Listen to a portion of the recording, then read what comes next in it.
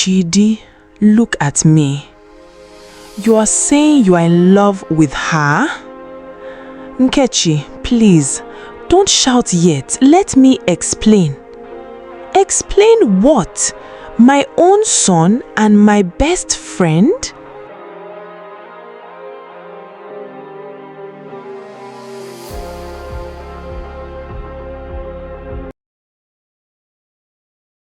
The room remained silent, heavy, uncomfortable.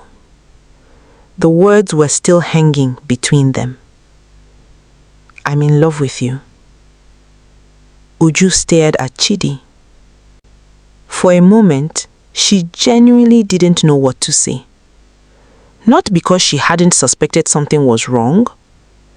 Not because she hadn't noticed the distance, the avoidance, the way he stopped calling her Mommy Uju, the way he looked at her that day in the corridor.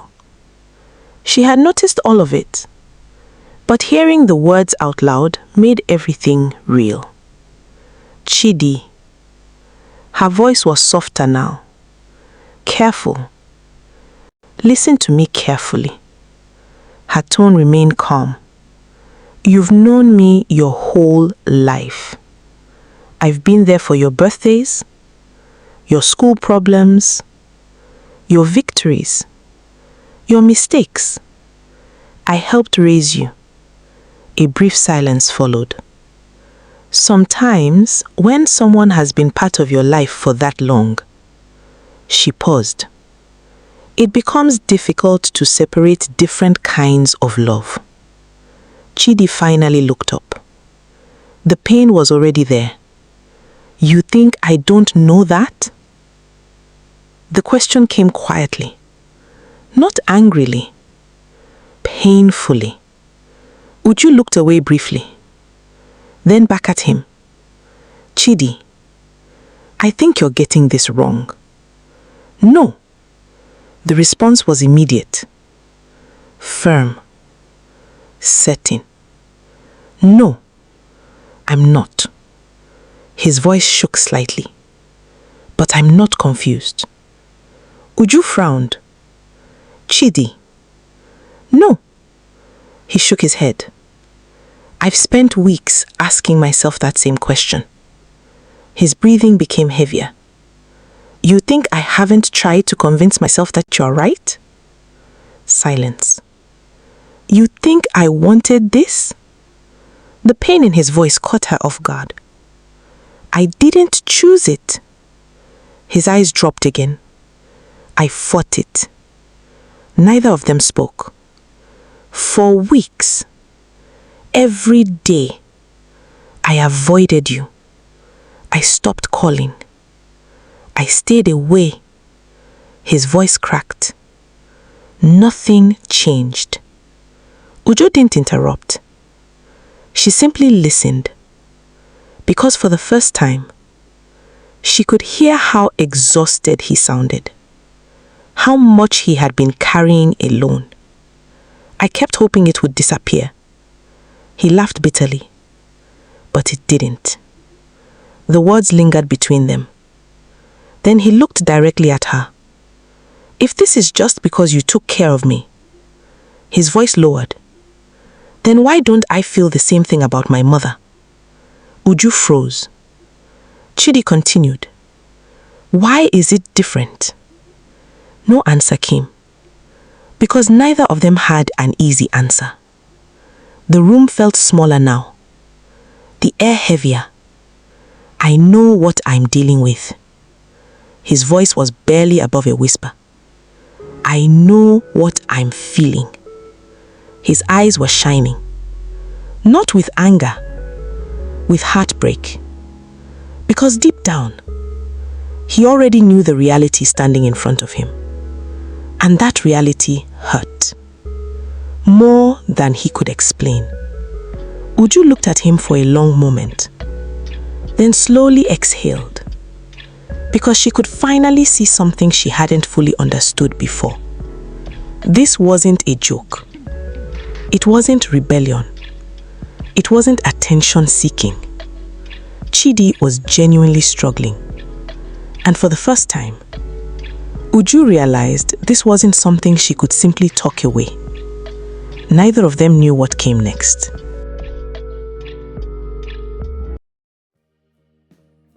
Uju remained silent. The room felt smaller now, heavier. "Tell me how you feel," she said softly. "If I'm wrong, explain it to me." Chidi stared at the floor. For several seconds, he said nothing. Then, finally, "I don't know when it started." His voice was low, tired. "But I know you've always been the most important person in my life." Uju listened carefully. "When I was little, I always wanted to make you proud."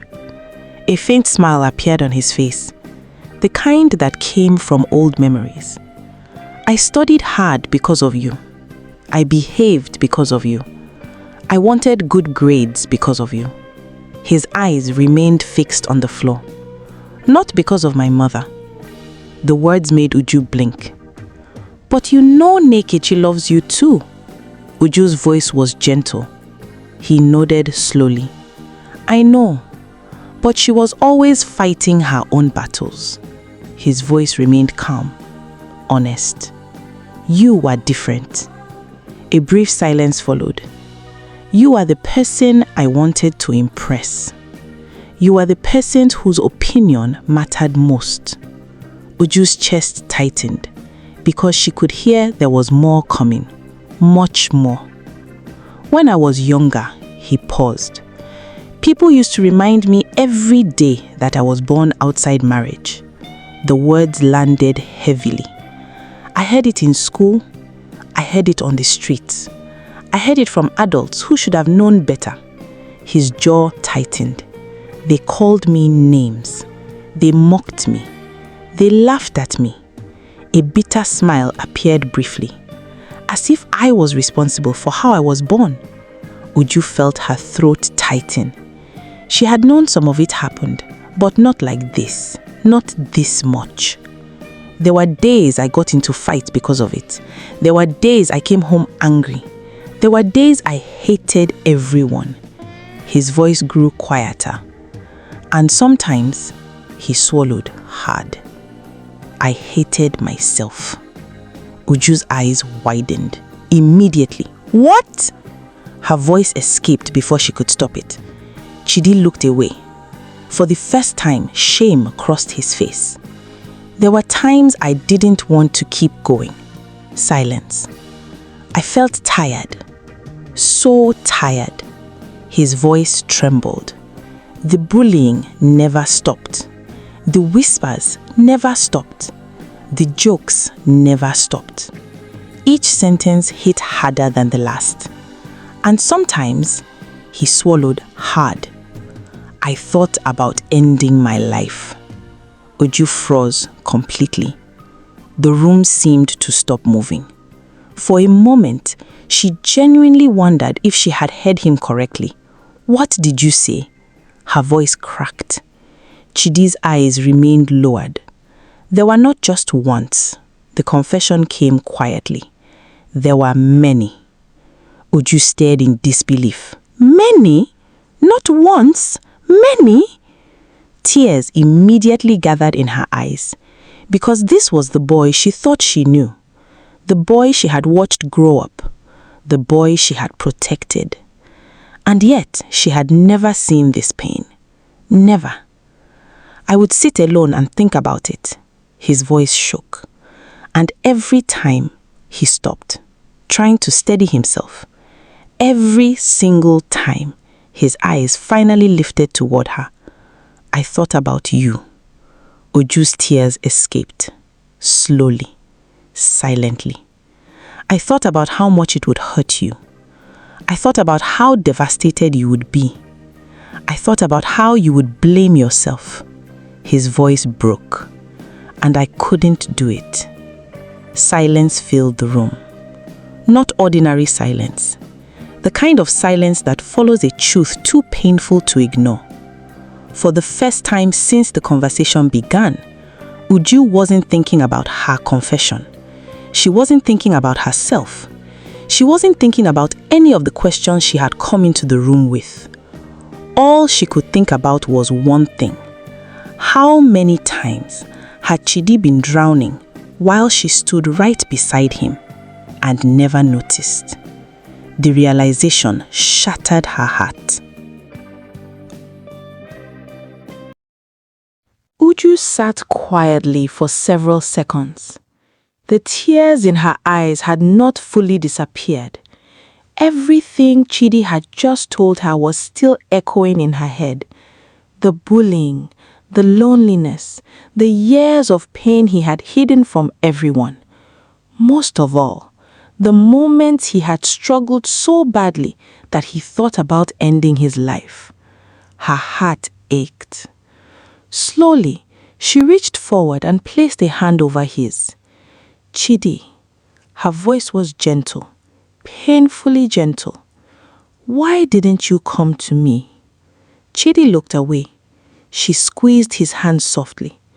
Why didn't you come to me or your mother? A pause. Especially when you were carrying all of this. Her eyes filled again. You should never have carried that alone. Silence. I would have listened. A pause. I would have helped. Chidi stared at the floor. His jaw tightened. Uju shook her head slowly. All those years of pain. Her voice broke slightly. All those thoughts. All that loneliness. She swallowed hard. It affected you more than you realize. Chidi remained silent. Then Uju continued carefully. I think some of what you are feeling now comes from that. His eyes immediately lifted. She continued before he could interrupt. You've depended on me emotionally for so long. You trusted me. You felt safe with me. You looked up to me. Her voice remained calm. And sometimes she searched for the right words. When someone becomes your safe place for years, emotions can become difficult to untangle. Chidi shook his head immediately. No. The answer came fast, firm, certain. Uju sighed softly. Chidi, no. He looked directly at her. For the first time since the conversation began, frustration entered his voice. You keep saying I'm confused. His chest rose and fell heavily. I'm 21 years old. His voice remained steady. I know my own feelings. Silence. I know admiration. I know gratitude. I know respect. He pointed to himself. And I know what is happening inside my own head. Silence. You think I haven't questioned myself? A bitter laugh escaped him. You think I haven't tried to make it disappear? His eyes dropped briefly. I did. Uju frowned. What do you mean? A long pause followed. Then Chidi answered carefully. I dated other girls. The words surprised her. Some older, some my age. I thought if I focused on someone else, everything would go back to normal. Silence. It didn't. If anything, he stopped, then looked directly at her. It made things worse. Uju's chest tightened. Because none of them were you. The words hung in the air, and none of them could ever be you. Neither of them spoke. The silence felt heavier than before. Then Uju exhaled slowly. Chidi. Her voice became firmer. I need you to understand something. He looked at her. No matter how hurt or confused you feel. She chose her next words carefully. Your mother loves you. The mention of Nkechi made him look away. And Grandma loves you too. Uju continued. They would be devastated if they knew how much pain you were carrying by yourself. Her eyes softened. You don't have to fight every battle alone. A quiet moment passed. Then she spoke again. "Let me help you." Chidi frowned. "How?" Uju hesitated, then answered, "I think you should talk to a therapist." For the first time during the conversation, Chidi laughed. Not because it was funny, because it was unexpected. Uju blinked. "What?" Chidi hesitated, a tired smile appearing briefly. "I've already done that." This time, it was Uju's turn to stare in complete surprise. Uju stared at him for a long moment. The shock on her face had not faded. "You've already seen a therapist?" Chidi nodded. "Yes. And I'm not going back." Uju immediately shook her head. "Don't be stubborn. I'm serious." "So am I." The room fell silent. Neither of them looked willing to back down. Finally, Uju stood up from the bed.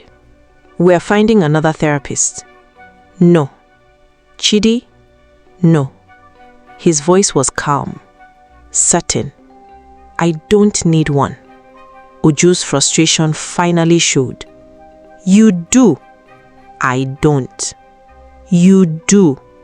The argument bounced back and forth until Uju finally exhaled sharply.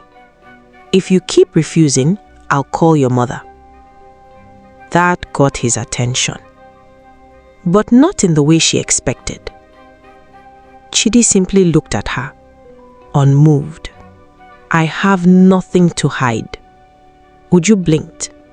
"What?" "I said, I have nothing to hide." His voice remained steady. "If you tell my mother, then tell her." The answer stunned her. "Chidi, I am not ashamed of being honest." The room became painfully quiet. Uju shook her head slowly. "Do you hear yourself?" She stared at him. "This can never happen." "Why?" The question came immediately. "Why?" Uju looked at him in disbelief. "You are really asking me why?" Chidi didn't look away. "You are not even my biological mother." The words barely left his mouth before slap. The sound echoed through the room. Both of them froze. Uju's hand trembled. Tears instantly filled her eyes. "Don't." Her voice cracked. "Don't ever say that again." The room fell silent. Painfully silent. "I am your mother, Chidi." Fresh tears rolled down her face. "I don't care what biology says. I don't care what anybody says. I helped raise you. I worried about you. I prayed for you. I loved you." She pointed at herself. "And you are my son." The words landed heavily. "Get that into your head." Neither of them spoke. Then Uju continued. "And another thing." She wiped at her tears. "I'm almost 37. She pointed toward him. "You are 21. Your mother Nkechi and I are age-mates." The room remained still. "How can you possibly think this makes sense?" Chidi swallowed, then answered quietly. "There are couples with 10 years between them." Silence. 15 years, 20 years, 25 years, even more. Uju immediately shook her head. "No." Her voice was firm. "No. This isn't about age. If age was the only problem, we wouldn't even be having this conversation." The room fell silent again. "The problem is that I have always seen you as family. I watched you grow up. I celebrated your victories. I cried when you suffered." Her voice trembled. "I can never see you the way you're asking me to." The words hit hard. Very hard. For several seconds, neither of them spoke. Then Uju turned toward the door, exhausted, emotionally drained. She couldn't do this anymore. But before she could leave, "Please," she stopped. Without turning around, the pain in his voice made her close her eyes. "Please don't walk away." A long silence followed. Then suddenly, Chidi stepped forward and wrapped his arms around her waist, tightly, as if letting go would break him. Uju froze, completely. "Can you hear my heartbeat?" His voice was barely a whisper. "It does this every time you're near me."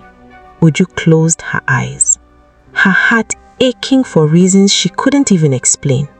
"I know you're angry." His voice shook. "I know this is difficult, but this isn't easy for me either." For a moment, neither of them moved. Then Uju gently removed his hands from her waist, without looking back. "Good night, Chidi." Her voice was quiet, tired, final. And with that, she walked out of the room, leaving both of them carrying a conversation neither of them would ever forget. The next morning arrived with very little sleep for anyone. Uju had spent most of the night replaying their conversation. Every word, every argument, every painful confession. By sunrise, she had made up her mind. She walked down the hallway and knocked on Chidi's door. 3 quick knocks. Silence. Then, footsteps. The door opened. Chidi stood there wearing a simple t-shirt and sweatpants. His expression was unreadable. "Get ready," Uju said.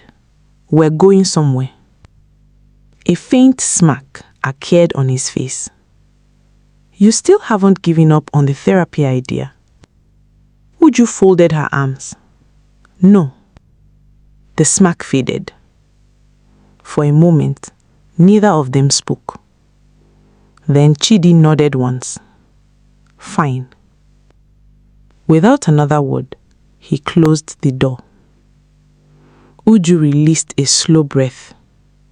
At least he hadn't argued. That was something. A few minutes later, she was fully dressed and ready to leave. She walked back to his room, knocked again. No answer. She knocked harder. Still nothing. A strange feeling settled in her stomach. "Chidi?" Silence. Her heartbeat quickened. She pushed the door open. The room was empty. The bed untouched. His bag was gone. Uju froze. Immediately, she reached for her phone. She called. No answer. Again. Nothing. Again. Straight to voicemail. By evening, concern had already begun turning into fear. The next day was worse. Still nothing. No calls returned, no texts, no explanation. Uju finally drove to UNN. Maybe he had gone back to school. Maybe he was avoiding her. Maybe he just needed space. When she arrived, she spoke to people who knew him. Nobody had seen him. Nobody knew where he was. He hadn't returned. A cold feeling settled deep inside her chest. For the first time, panic began to take hold. That evening, Uju called Nkechi. The call connected almost immediately. "Uju." Nkechi already sounded worried. "I was actually about to call you." Uju sat down slowly. Her chest tightened. "Nkechi." A pause. "Have you heard from Chidi?" Silence. Then, "No." The answer came instantly. The fear in Nkechi's voice was impossible to miss. "I thought he was with you." Uju closed her eyes. "No." Another silence. He hasn't answered any of my calls. The conversation that followed was one of the hardest either woman had ever had. Uju did not mention the details of her argument with Chidi. Not yet.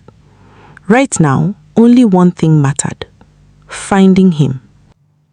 Days passed, then more days. Still nothing. Nkechi traveled from Abuja to Enugu. Grandma was worried sick. Nobody knew where Chidi was. Every phone call made their hearts race. Every unknown number brought a moment of hope, and every time it led to nowhere.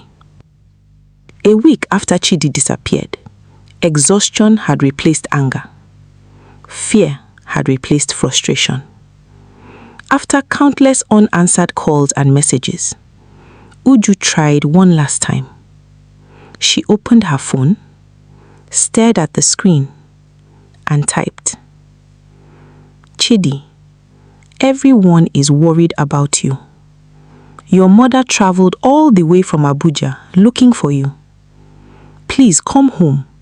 Whatever happened, we will talk about it. But first, let us know you are safe." She stared at the message for several seconds, then pressed send and waited. For the first time in a week, hope was all she had left. She finally replied, "I'm okay." A pause. "Don't worry about me." Then another message appeared. "And no, I'm not going to hurt myself, if that's what you're thinking. I'm past that now." Uju stared at the screen for a long moment. Relief washed through her. But it wasn't enough. She typed back immediately, "Your mother is here in Enugu. She came all the way from Abuja because she was worried about you. Please, come home. I need you to see her. I need you to reassure her you're fine." No reply. The next day, the front door opened. Chidi walked in, bag on his shoulder, calm face, unreadable eyes. Before anyone could react, Nkechi saw him. "Chidi!" Her voice broke instantly. "What is wrong with you? Do you know what you put me through? I left Abuja because of you. You made me think something terrible happened to you." She rushed toward him, shaking with anger, shaking with relief. Uju immediately stepped in. "Please, Nkechi." She gently held her arm. "Calm down. He's here now. That's what matters." But Chidi wasn't looking at his mother. He was looking at Uju. Then he spoke, quietly. "This is the difference between you and your friend." Silence. Nkechi froze. "What did you just say?" Chidi finally looked at her. "You saw me and started shouting. You didn't even ask me where I've been. You didn't ask if I was okay." The room went still. Nkechi blinked. The anger on her face faded slightly, confusion replacing it. Then her eyes shifted, slowly, toward Uju. A frown appeared. "Chidi?" Her voice sharpened. "When did you start calling her my friend?" A pause. "Not Mommy Uju anymore?" The question sliced through the room. Uju's breath caught. "Chidi, please." But he didn't let her finish. "I'll explain it myself." Uju shook her head immediately. "No." Her voice came out fast. "I'll explain it myself." Nkechi looked between both of them, now completely confused. What's going on? No answer. Her heart began to race. What's going on?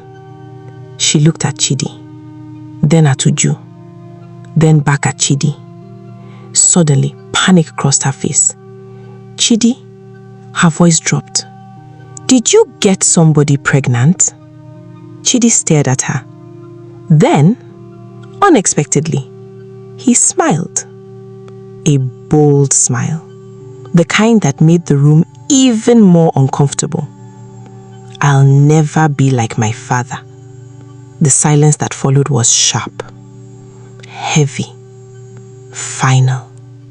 Chidi exhaled slowly. His expression changed, like a decision had already been made long before he walked in that door. Then he said it. Calm, direct. I'm in love with your friend. Silence. No movement. No sound. Even breathing seemed to stop. Nkechi's face slowly drained of color. My friend? Uju didn't move, didn't speak, didn't blink. And in that frozen moment, the entire house felt like it had just lost its balance. For several seconds, nobody said a word. Then suddenly, Nkechi laughed. Once. A short laugh. The kind that comes when something sounds too ridiculous to be true. She looked at Uju, then back at Chidi, waiting for someone to smile, waiting for someone to say it was a joke. Nobody did. The smile disappeared from her face slowly, painfully, and for the first time, realization hit her. This wasn't a joke. This wasn't a confusion. This wasn't a misunderstanding. Her eyes moved from Chidi to Uju and back to Chidi again. Then she asked the one question neither of them wanted to answer. How long has this been going on? The room froze.